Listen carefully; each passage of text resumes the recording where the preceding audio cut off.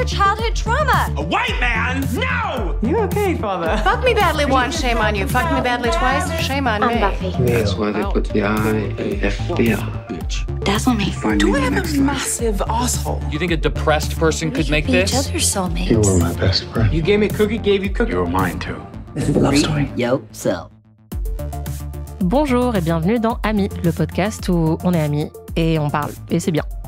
Cette semaine, on va vous parler d'un nouvel épisode qui est très cher à nos yeux, à Marie et moi. C'est un épisode de New Girl. Si vous avez déjà vu cette série, je pense que vous savez de quel épisode il s'agit.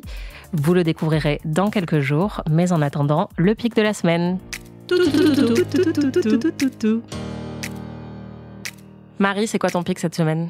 C'est une série de podcasts de France Inter, la série de Philippe Collin qui avait fait déjà une série sur Léon Blum, qui est devenu très très célèbre, sur Cléopâtre, sur Pétain. Et là, il y a quelques mois, il a sorti une série sur Alfred Dreyfus, le combat de la République, qui est magistrale. Honnêtement, j'ai écouté tous les épisodes pendant les vacances de Noël. Et c'est extrêmement bien raconté, c'est passionnant et surtout ça s'attache à réhabiliter l'image de Dreyfus qui, même si évidemment il est devenu un martyr et une victime de l'antisémitisme dans l'imaginaire, est resté aussi comme une figure assez faible et passive. C'est-à-dire qu'il a été vu comme une victime de sa propre histoire aussi et comme quelqu'un qui, s'il n'avait pas été impliqué malgré lui dans cette affaire, ne se serait pas démarqué vraiment par sa vie ou par son héroïsme.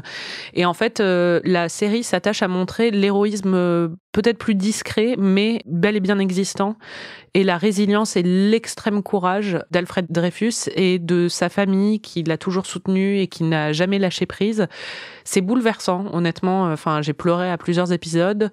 Ça a beaucoup d'écho sur l'actualité d'aujourd'hui en France en général et dans le monde, des échos un peu tristes. Mais c'est vraiment très intelligent, mesuré, ultra recherché. Je peux que le recommander, vraiment. Ça s'écoute très très bien. C'est assez indispensable, je pense. Voilà. Et toi, Anaïs ? Moi, je voulais vous recommander un film qui s'appelle Deux sœurs, ou Hard Truth en anglais, qui a été réalisé par Mike Leigh, qui est le réalisateur de Secrets et mensonges, qui avait gagné la Palme d'Or il y a quelques temps. Et c'est un film qui sort en salle le 2 avril.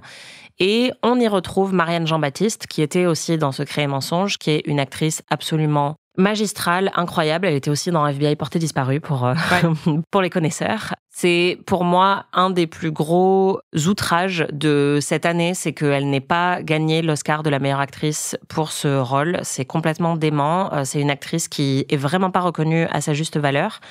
Et donc le principe du film, ça se passe donc en Angleterre et c'est sur une mère de famille qui est extrêmement en colère tout le temps. Et c'est très désarçonnant quand on regarde le film pour la première fois parce que c'est vraiment difficile à voir. Elle est très cruelle avec son mari et avec son fils. Elle leur parle mal. Elle parle mal à tout le monde, à toute sa famille, aux gens qu'elle croise au supermarché. Elle leur crie dessus.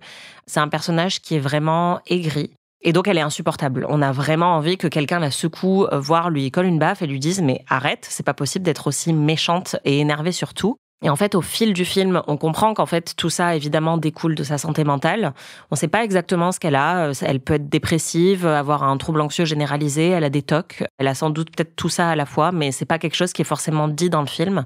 Par contre, plus le film progresse, plus le malaise et l'énervement se développent et plus moi personnellement j'ai aussi ressenti une empathie vraiment profonde pour ce personnage parce que c'est une anti-héroïne, alors là comme on n'a jamais vu, c'est vraiment la femme la plus en colère de l'histoire de la fiction et la plus désagréable de l'histoire de la fiction, ce qui la rend parfois très drôle parce qu'elle a des punchlines assez savoureuses, mais aussi parce que on est vraiment profondément bouleversé par toute la douleur qu'elle doit ressentir pour se comporter comme ça avec tous les gens qu'elle aime en fait. Elle aime son mari, elle aime son fils, et donc on la voit vraiment endurer une espèce de malaise qui irradie d'elle en permanence. Et donc c'est un film qui m'a mise profondément mal à l'aise et qui m'a vraiment bouleversée. J'ai fini en larmes face à ce film. C'est un film qui est très très dur, qui est totalement unique. J'avais jamais vu ça au cinéma avant.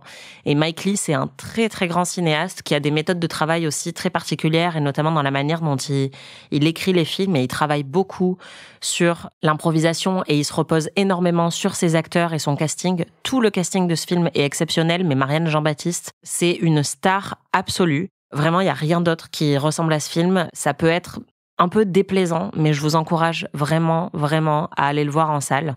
C'est en salle dès le 2 avril et c'est pour moi un des films les plus magistraux de l'année. Ou en tout cas de l'année que je viens de vivre, puisque évidemment, je ne sais pas ce qui se passera ensuite dans les mois qui arrivent.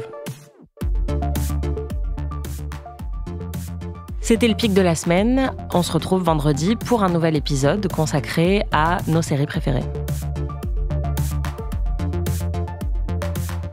Ami est un podcast d'Anaïs Bordage et Marie Telling, produit par Slate Podcast. Production éditoriale, prise de son et réalisation, Aurélie Rodriguez.